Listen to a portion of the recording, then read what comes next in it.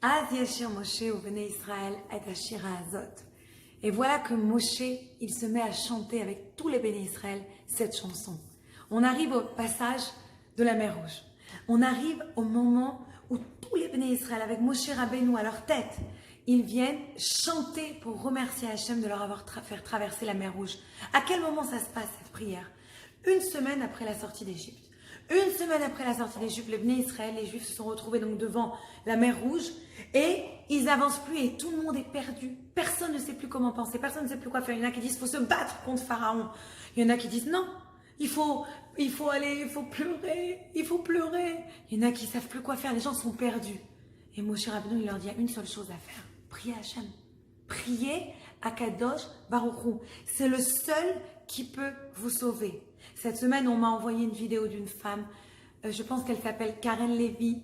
Si elle nous regarde, shalom, merci pour cette vidéo, ça a donné beaucoup de émouna à beaucoup de personnes, qui a raconté qu'elle était sur un avion qui allait en Israël et que l'avion, il a failli, Chazvé Shalom, s'écraser et ils ont vraiment eu un moment très très peur. Il y a eu cette émouna très très forte, cette puissance. Elle a compris qu'il fallait prier que Hachem, qu'il n'y a que Akadosh Baruch Hu, j'utilise ces mots, qui a dit c'était le vrai pilote qui nous guide. Akadosh Baruch Hu, c'est le guide de tout le monde. Il n'y a que lui qui décide ce qui se passe. Il faut toujours avoir confiance et lui demander à lui. Et c'est ça le message que Moshe Rabbeinu. C'est ça le message de cette fille-là. Akadosh Baruch Hu, c'est lui à qui on doit demander. Il y a la mer, ça nous bloque, prie-le. Quand tu as quelque chose dans la vie qui te bloque, un challenge, un événement, quelque chose qui est difficile à dépasser, prie Akadosh Baruch Hu. C'est que la tefila qui peut te sortir de ça. Et ça, c'est Moshe Rabbeinu qui leur donne. Il leur révèle le secret de la vie, que tout est dans les mains d'Hachem. Et quand on a cette émouna, cette foi, cette croyance forte à l'intérieur de nous, à ce moment-là, Kadosh Baruch Hu, il nous délivre. Parce que des fois, Hachem, il nous envoie cet événement-là pour que justement, on cherche cette émouna qu'on a un peu oubliée, qu'on a laissé dormir. Ça nous réveille, ça nous rappelle qu'il faut toujours vivre avec Akadosh Baruch Hu. Et on voit une autre très très beau signe de la Emouna, c'est que les hommes ils viennent et ils chantent, mais les femmes c'était les seules avec des instruments de musique. Et on dit mais comment elles ont su qu'il fallait emmener des instruments de musique? C'est que dans les films ou que dans les dessins animés que vous avez d'un seul coup quelqu'un qui veut chanter et boum, la guitare elle apparaît. Ça n'existe pas. Parce que les femmes elles ont eu un Emouna. Les hommes ils sont sortis d'Égypte, ils se sont dit ah, Dieu il va nous aider, mais ils n'ont pas préparé. Les femmes, elles étaient tellement certaines de leurs convictions, certaines qu'Akadosh Baruch Hu, il allait les aider et les délivrer à chaque instant, et elles avaient tous leurs instruments de musique avec elles. C'est ça qui était la beauté des tambourins. Elles avaient préparé ça. C'est pas seulement elles savaient que la Géoula allait arriver, elles ont préparé leur délivrance, tellement elles avaient confiance en Akadosh Baruch Hu. Et qui était celle qui a inspiré toutes les femmes? C'était Myriam, la sœur de Moshe et de Aaron. Et dans le Talmud, dans la Gemara, on dit qu'il y avait 3 grands leaders, 3 grands dirigeants. Moshe, Aaron et Myriam. Et Myriam, c'était la dirigeante des femmes. C'est elle qui a inspiré les femmes. C'est pour ça que si des fois vous n'arrivez pas à vous sentir inspiré, allez à un cours de Torah. Trouvez quelqu'un qui vous donne cette force, cette inspiration en tant que femme pour atteindre votre potentiel. Dans la Chassidoute, on dit une autre chose très très belle sur ce texte-là. On dit que c'est quoi Kriyat Yam Souf, la mer Rouge, elle s'est ouverte et en fait, on a vu tout ce qu'il y avait à l'intérieur de la mer. D'habitude, ce qui est sous-marin, c'est caché. Mais là, c'était tout devant nous. C'était révélé. Kadosh Baruch Hu, il dit que c'est ça. Normalement, pardon, pas Kadosh Baruch Hu. Les Chachamim, ils nous expliquent ça. Mais c'est Dieu qui parle à travers les Chachamim. Il nous explique la beauté de cette chose. Que normalement, une personne, elle ne comprend la vérité seulement quand elle quitte ce monde. Sa neshama, elle se reconnecte à Hachem. Et on dit que c'est le Olam HaEmet, le monde de vérité. Parce que là, elle comprend. Ah, ça s'est passé pour ça. Ah, mais non, je comprends. La personne comprend tout. Mais à ce moment-là, les gens qui étaient à Kriyat Yam Souf, ils ont expérimenté ça. Ils ont vu de leurs propres yeux ce qui était dévoilé. Ils ont vu tout ce qui était caché. Et on dit que quand on a une émouna très puissante, très forte, comme des femmes qu'ils avaient pendant Kriyat Yam Souf, alors Akadosh Baruch Hu, il te se révèle certains de ses secrets. Et c'est ça tout le but du monde. Tout le but du monde, c'est de révéler la divinité, de révéler ce qui est caché et de l'exprimer et de le faire ressortir. De montrer qu'Akadosh Baruch Hu, il est partout avec nous. Parce qu'on ne comprend pas toujours le sens de chaque chose. Et c'est pour ça que juste après, qu'est-ce qu'on dit dans ce texte? Une chose qu'on ne dit jamais ailleurs.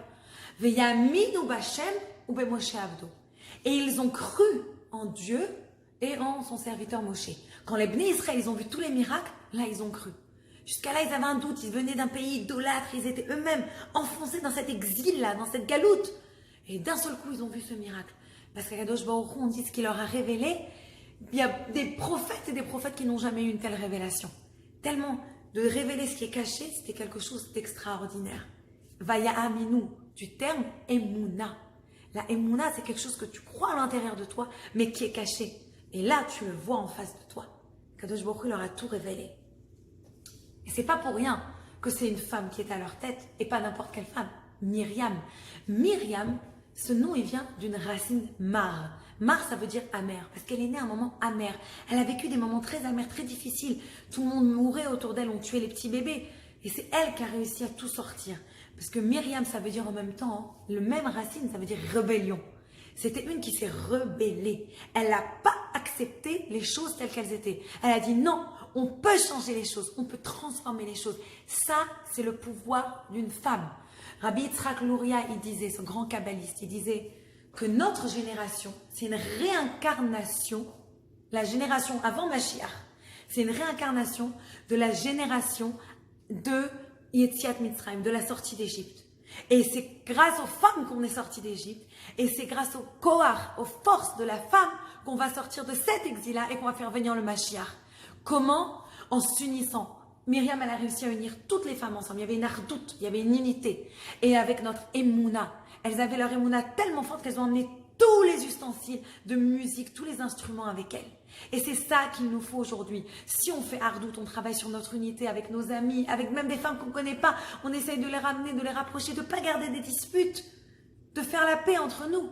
Et si on a notre Emouna forte qui nous tient, qui nous guide notre vie, nous aussi on va réussir à faire venir très très vite Mashiach Tzidkenu. Et c'est pour ça que dans ce texte-là, comment il s'appelle ce texte? Az Yashir Moshe.